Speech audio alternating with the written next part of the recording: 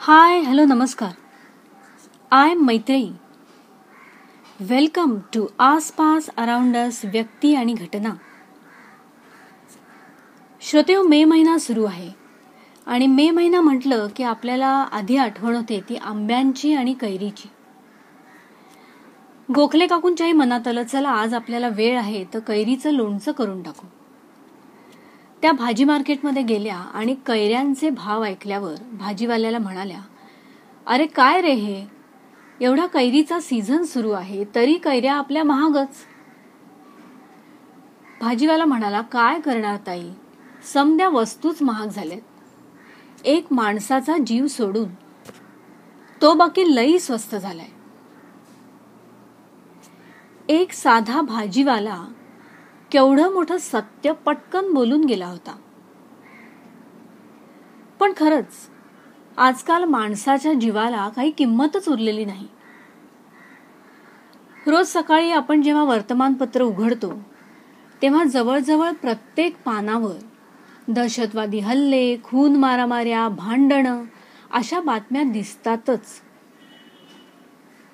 यापैकी बऱ्याचशा केसेसमध्ये कारणं अगदी क्षुल्लक असतात, पण माणसं एकमेकांच्या जीवावर उठलेली असतात. जो जीव जगवण्यासाठी आपण रात्रंदिवस कष्ट करतो तोच जीव आज स्वस्त झालाय. याची कारणं अनेक असू शकतात. अफाट वाढणारी लोकसंख्या, त्यामुळे वाढणारी स्पर्धा, त्यामुळे वाढणारा स्ट्रगल फॉर एक्झिस्टन्स. पण समाजामध्ये वाढणाऱ्या हिंसक वृत्तीचं एक कारण नेहमी माझ्या मनात येतं. कारण तसं छोटं आहे, पण त्याचा परिणाम फार मोठा आहे. ते कारण म्हणजे लोकांमधील कमी होत चाललेला पेशन्स. लोकांमध्ये म्हणजे अगदी आबाल वृद्धांमध्ये कमी होत चाललेला पेशन्स. जरा धीर धरा, करते मी एक्सप्लेन. पेरावं तसं उगवतं म्हणतात. सिमिलरली जसं आपण खातो तसं बनतो.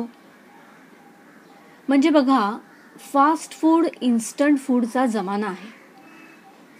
प्रत्येक गोष्ट आपल्याला इन्स्टंटलीच हवी असते. या वृत्तीचं आणखीन एक मोठं कारण म्हणजे मोबाईल आणि इंटरनेट.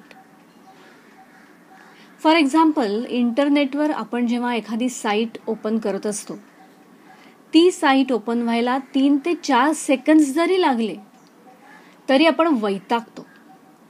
अरे यार, नेटला आत्ताच स्लो चालायचं होतं. आपली चिडचिड होते. प्रत्येक गोष्ट आपल्याला आज, आत्ता, या क्षणी आणि फ्रॅक्शन ऑफ सेकंड मध्येच हवी असते. आणि जर ती मिळाली नाही तर आपल्या मनात प्रचंड राग आणि निराशा निर्माण होते. हळूहळू आपल्या मनावरचा कंट्रोल जायला लागतो आणि मग आपण काहीही करायला तयार होतो. प्रत्येक बाबतीत असं घाईकुतीला येण्याची गरज असते का? So have patience. कुठलीही गोष्ट मिळवायला किंवा करायला जो ड्यू टाइम लागतो तो द्यायलाच हवा. तुम्ही तुमच्या प्रयत्नांवर विश्वास ठेवा, श्रद्धा ठेवा आणि सब्र करा, कारण सब्र का फल मीठा ही होता है. श्रोतेहो, आपल्यातल्या प्रत्येकाने हा विचार मनावर बिंबवण्याचा प्रयत्न केला, स्वतःच्या आणि इतरांच्याही, तर मला खात्री आहे थोड्याच दिवसात याचा चांगला परिणाम समाज जीवनावर आणि तुमच्या वैयक्तिक जीवनावरही दिसून येईल. हळूहळू चित्र बदलेल.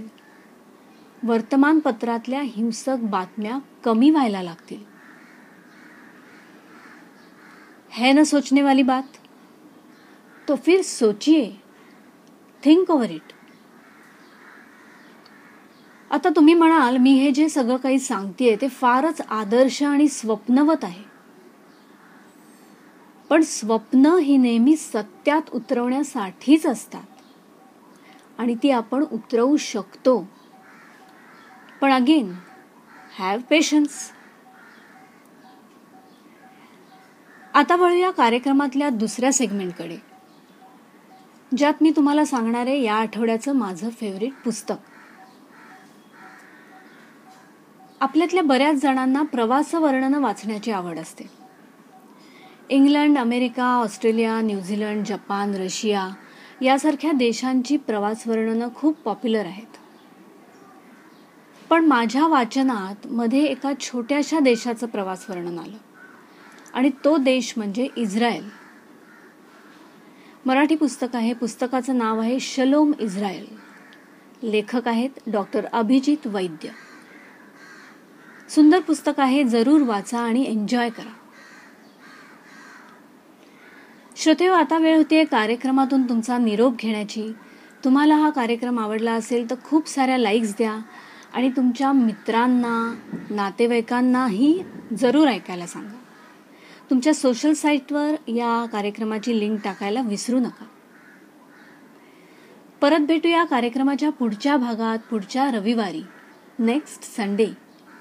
तोपर्यंत मैत्रीचा टाटा बाय बाय.